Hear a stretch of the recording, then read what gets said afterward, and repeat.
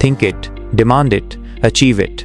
Wealth starts in your mind. Every empire that ever rose, every fortune ever built, every masterpiece ever created, began not with money, not with connections, not with luck, but with one silent, powerful force, a thought. A single idea held with intensity, believed with fire, and pursued with absolute resolve. That is the birthplace of all greatness. The mind is the workshop of the soul, and what you allow to live there will decide whether you spend your life building castles or digging ditches. We aren't born with success. We are born with minds blank, neutral, but infinitely powerful. And what you plant in that soil, that becomes your life. You see, the wealthy, the fulfilled, the powerful, they weren't chosen. They chose. They chose what to think. They chose what to believe. They chose who they would become, long before the world gave them permission. You are not a victim of circumstances. You are the architect of your inner worlds, and that world determines your outer reality. Until you master your mind, the world will master you. Take Edison. 10,000 failures, 10,000 nights, where the world would have called him crazy, delusional, broken. But he thought it. He demanded it. He achieved it. He held a vision in his mind so real, so vivid, so absolute, that reality had no choice but to yield. That isn't magic. That's discipline. That's focus. That's the inner power you and I were born with. But most people give it away. They hand their minds to fear, to doubt, to the noise, to other people. They become renters in their own thoughts instead of owners. And if you don't take command of your thoughts, someone else will. Listen to me. Your belief is your blueprint. You can't build a mansion with the plans of a shack. You can't create greatness if deep down you still think you're small. And I don't care how broke you are, how lost you feel, or how much you failed, your mind is still yours. And if you can take it back, if you can reclaim it from the chaos, you can begin again.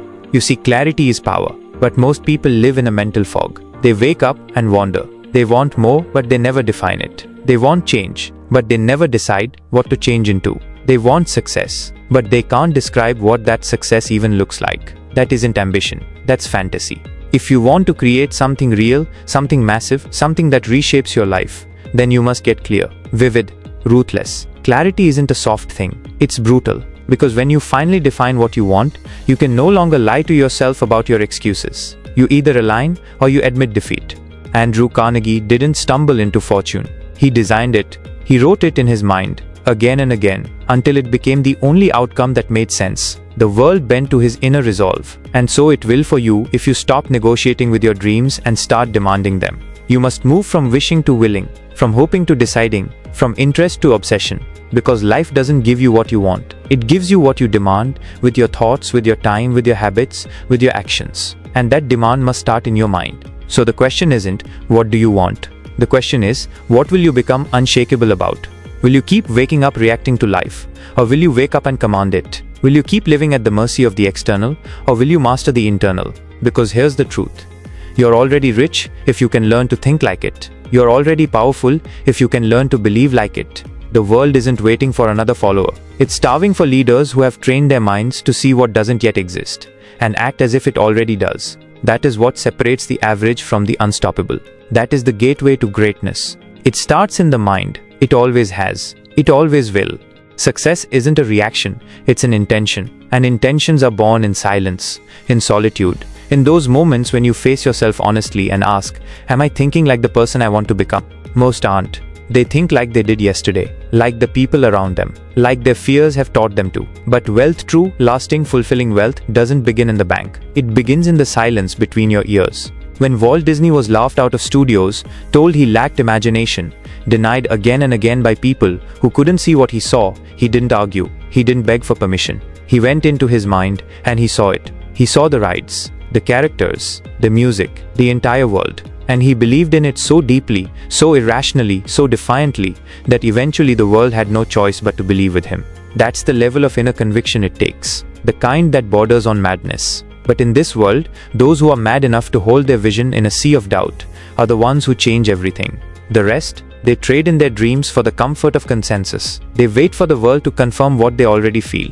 And the world never does, so they settle. But you don't have to. You can become the kind of person who sees something in their mind and refuses to let it go, who trains their thoughts like an athlete trains their body, who doesn't just think positively, but thinks powerfully, intentionally, and precisely.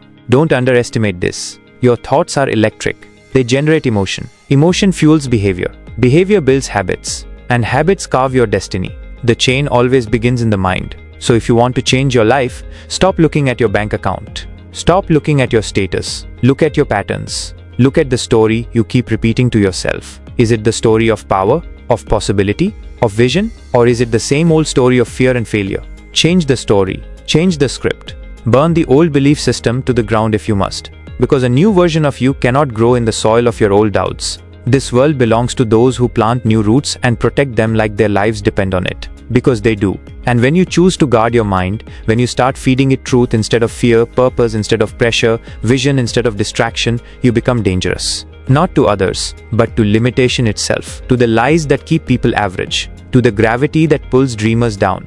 You rise, you lead, you think it, demand it, and you achieve it. Because the wealth, the power, the purpose, they are already in you. Waiting, ready, and now. So are you.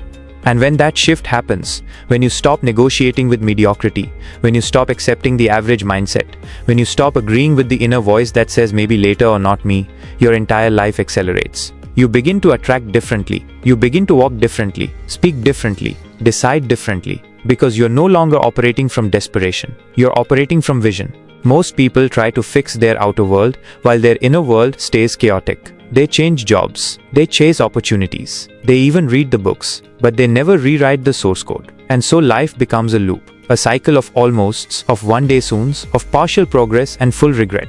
But when you flip the switch inside, when your thoughts become aligned with wealth, success, growth, purpose, peace, the outside begins to shift on its own.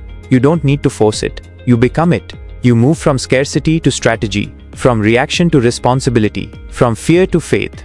Faith in yourself, in your ability to adapt, to learn, to outgrow old patterns, to unlearn limits you inherited, to rewire the identity you never chose but lived inside for too long. And now you rise, not because someone gave you permission, but because you finally gave it to yourself. The future belongs to the self-authorized, to those who look at the mountain and don't say, maybe I can climb it, but say, that mountain was made for me to conquer. Think it, demand it, achieve it. The mind is your kingdom. Rule it.